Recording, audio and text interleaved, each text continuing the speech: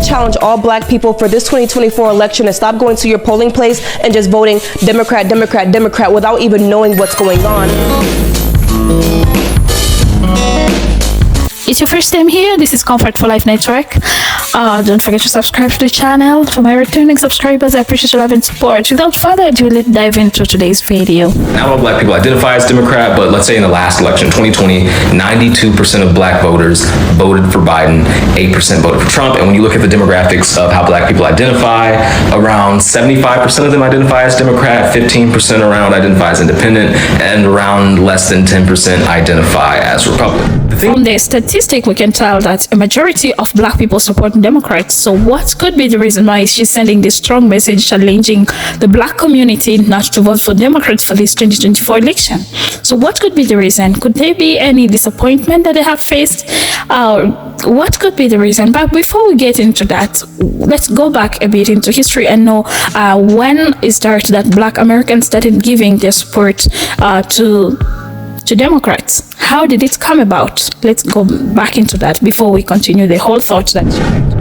Okay, why did black Americans switch their allegiance in the 1930s from the Republican Party to the Democratic Party? If you're an A-push, you gotta know that. Now, it's not hard to understand why black Americans aligned with the Republican Party after the Civil War. It was Republicans who ended slavery, and the Democrats wanted to keep it going. It was Republicans who got the 13th, 14th, and 15th Amendments passed, all of which recognized the fundamental constitutional rights that have been long denied to America's black population, and it was Democrats who fought against it. So why in the world would black voters all of a sudden switch their allegiance to the Democratic Party? Well, for that, it took a cataclysmic economic event called the Great Depression. While many Americans suffered terribly during this event, on the whole, black Americans often suffered more. Now remember, this is in an era before the Civil Rights Movement. In many places, black workers had difficulty getting hired for what few jobs were available, and then when cutback time came, they were the first to be fired. So in the election of 1932 and 1936, the Democrat Franklin Roosevelt made ambitious promises about economic recovery, and those promises appealed profoundly to black voters, and so they voted en masse for a Democrat for the first time since the Civil War, and that's it.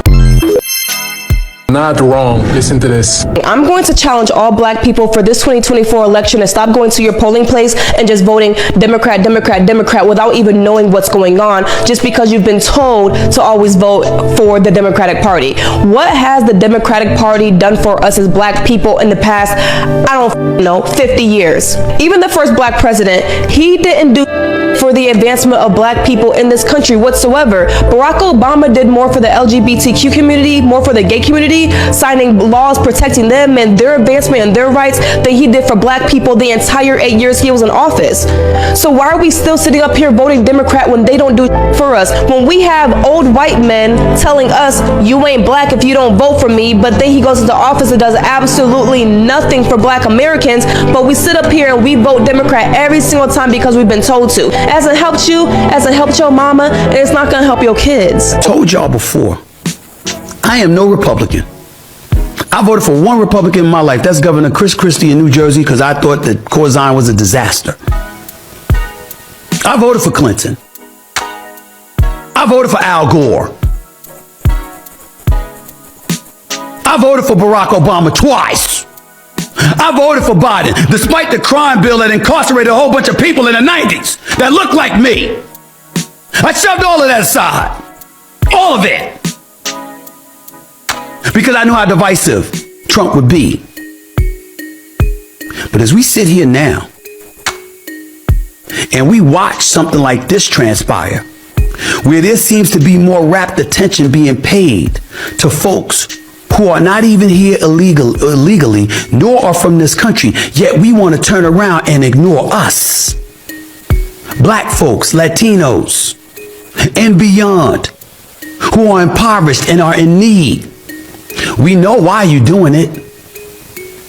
Because you want that voting block.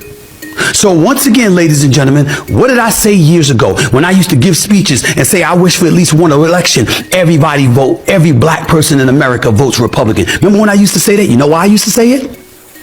Because you'd have to flatter us from that point forward. You couldn't just take the black vote for granted. You'd have to show us what you're bringing for us, what you're delivering to the table. And oh, by the way, it's not just addressing recidivism in the prison system. We need more than that. We deserve more than that. And we certainly don't deserve to be ignored because others who are in this country are being given stuff that's never given to us.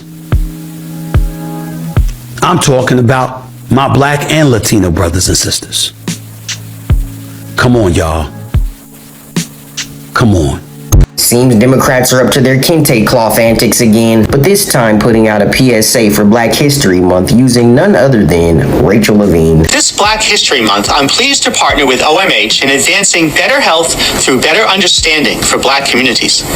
Climate change is having a disproportionate effect on the physical and mental health of Black communities. Do y'all see what I'm talking about? How is this not another kente cloth moment? I mean, look at the design they didn't put this poor fella in front of in the background. And instead of supremacy, Democrats are now using climate change as the boogeyman. You want to get on camera, talk to the inner city about climate change with groceries as high as giraffe heads, gas prices going back up, crime running rampant, border wide open, millions of people flooding it, with Democrats taking resources away from inner cities, giving it to people who've come into the country illegally, taking rec centers and shelters away from people in the inner city, taking millions of dollars that could be going to Americans and giving it to people who've come here illegally. And you want to talk about climate change being the reason that the inner cities are suffering. I mean, what else should we expect? These are the same people who've been in charge in the inner city for decades, and for decades have run them into the ground. So honestly, I expect nothing less. They're going to get on camera and talk about climate change. They're going to get on camera and talk about supremacy as being the biggest threats to the inner city, when in reality,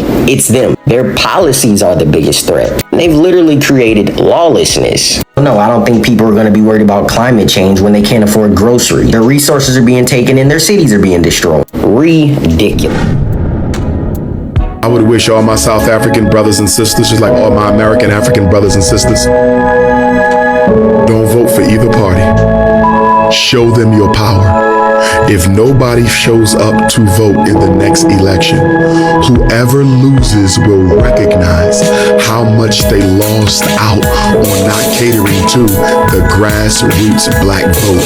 And as a result of that, the next election in 2028, they'll be eating out of your hands. The same thing in America. Don't give the Democrat your vote. Show them that you will no longer be taken advantage of. Yeah, you may have to deal with a Republican president for 4 years, but guess what? The Democrats haven't been no walk in the park either. Show the Democrats that if you don't deliver on the things that matter to us, not to the Chinese, not to the immigrants, not to the homosexuals, to black people, show us that we matter and we will return the vote to you.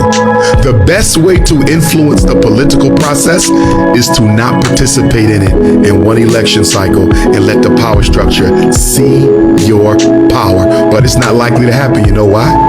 Because the ANC, the EFF, just like the Republicans and the Democrats and everybody else, they make black people, there's a tendency to make black people feel bad for not participating in the electoral process. They tell you things like, you know, your ancestors died for you to have a right to vote. No, they didn't. Nobody died for you to have the right to vote. They died for you to be free. They died for liberty. They died for justice. They died for equality. They saw the vote as the quickest means to achieve that. But now, 29 years after apartheid, we can clearly see, as you guys are going into your 6th election cycle, I believe it is, voting ain't going to change nothing in South Africa. So withdraw from the political process. Show them your power. In the next cycle, they'll eat out of your hands. To this extent, I must say that you deserve special recognition. Don't forget to like the video, subscribe to the channel, turn on the bell. Don't forget to subscribe, guys. I appreciate that you're spending your precious time on this channel. Mine is just to wish all Americans good luck for this 2024 election and go on and vote for change. Sometimes it's hard to know who is the person who bring the change, but yeah, hope you do the best. Do the best you can.